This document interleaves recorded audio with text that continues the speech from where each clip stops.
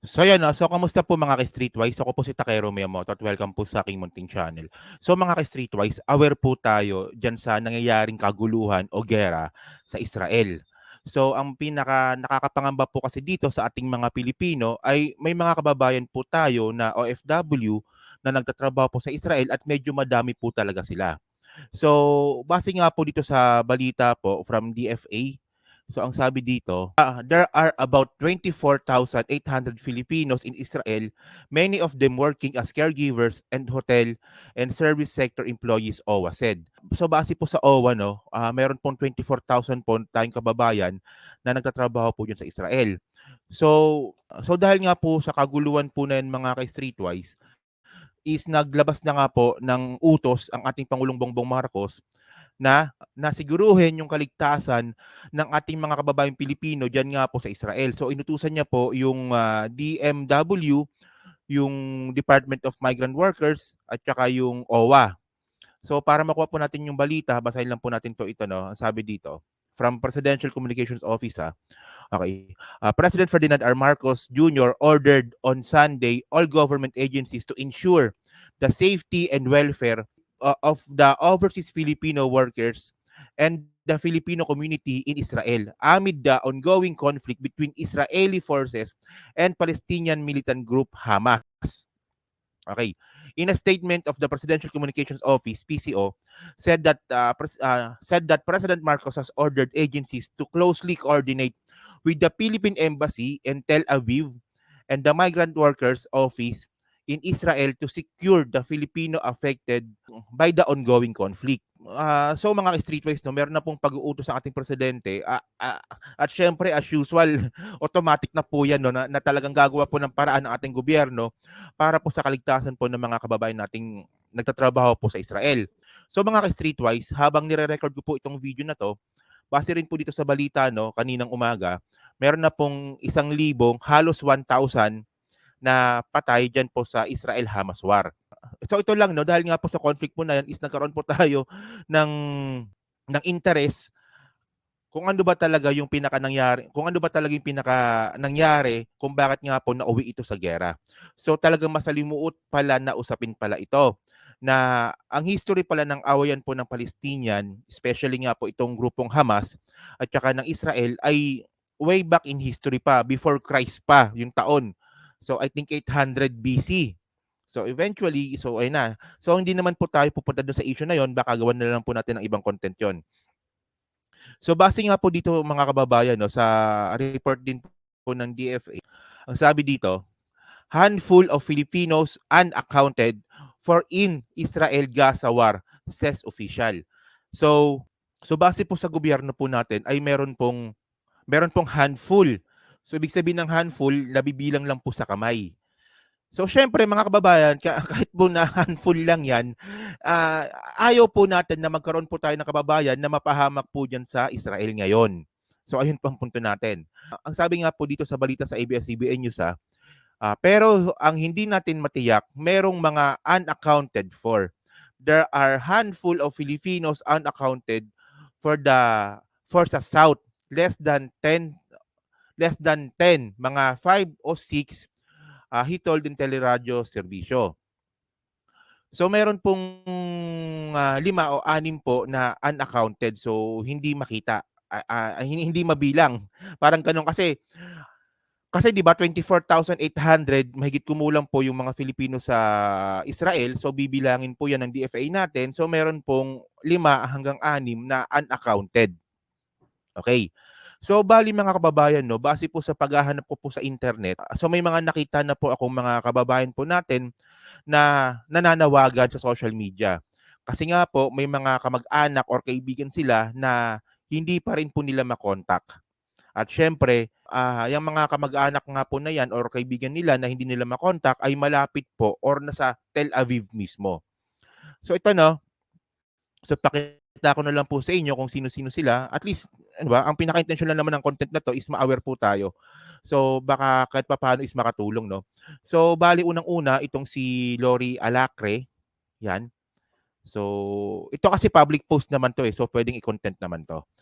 So ang sabi dito sa post, okay, In the meantime, we located him in Brasilia Hospital, but without an answer from him when and no knowledge of where my dear and beloved Lori is. Okay.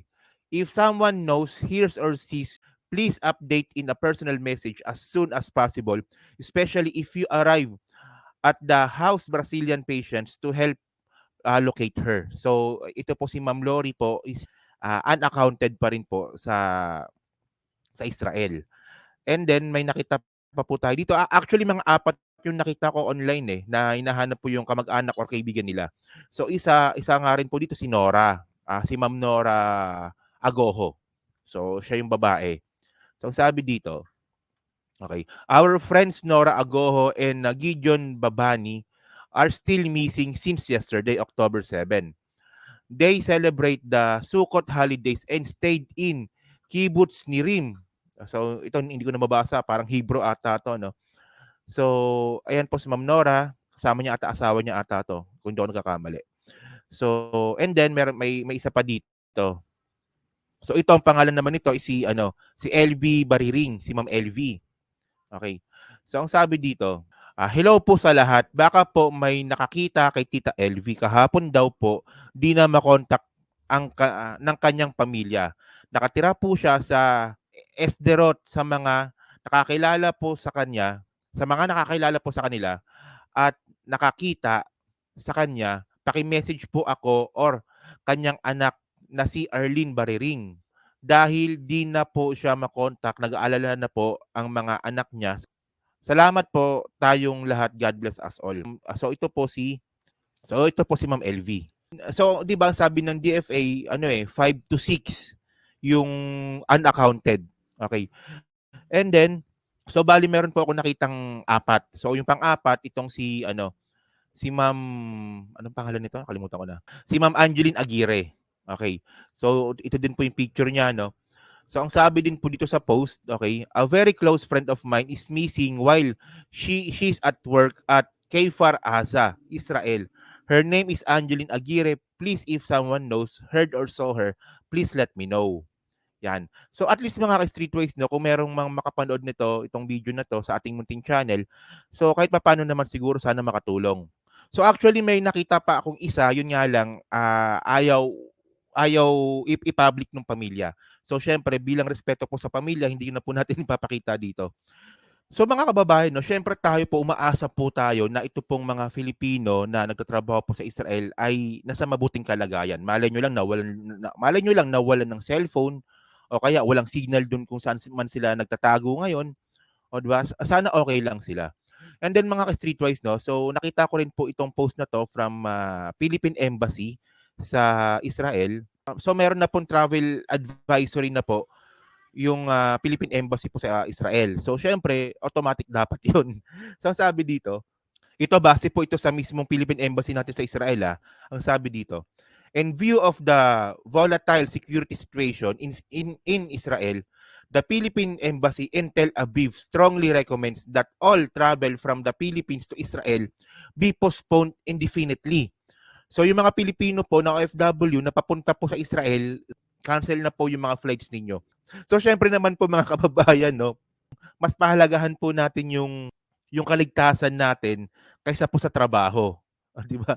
Alam ko marami din pong mga Filipino ang papuntang Israel ngayon na na-postpone because of the gera. Pero syempre, napaka no-brainer naman nun na ipipilit pa natin. So makakaayos din po yan siguro, hindi naman siguro abot ng isang buwan to, no, itong gera po na to. Kasi ano lang naman yung Hamas eh. Hindi naman siya ganun kalaking grupo eh. Well, delikado kasi armado sila pero sobrang lakas po talaga ng puwersa ng Israel. Wala pang isang buwan sa tingin ko matatapos na rin po yan. So continue na natin, no, sabi dito, or until such time that the situation has stabilized. In the meantime, the Ben Gurion International Airport remains open and travel from Israel to the Philippines continues. So yung mga kababayan po natin na gustong umuwi from Israel pauwi ng Pilipinas, so open po yan. Open po, wala pong travel ban doon. Okay? Those with confirmed flights, however, are advised to check with their travel agency for possible flight cancellations. So mga ka-streetways, no, syempre, trabaho naman po talaga ng gobyerno natin na ang kaligtasan po ng ating mga kababayang Pilipino po diyan sa Israel or kahit sa mga panig ng mundo. So siyempre mga streetwise 'no, alam na nga po natin na almost 1,000 na po yung mga nasawi po diyan sa giyera, pero umaasa po tayo at sana ay wala pong casualty po na Pilipino. So yun lang po mga ka-streetwise 'no. So kayo po mga kababayan 'no, 'pag may gusto lang po kayong i-comment diyan po sa comment section, paki-comment na lang po 'no. So hanggang sa muli po, maraming salamat po sa inyo lahat. Ako po si Takero Maymoto. Bye-bye.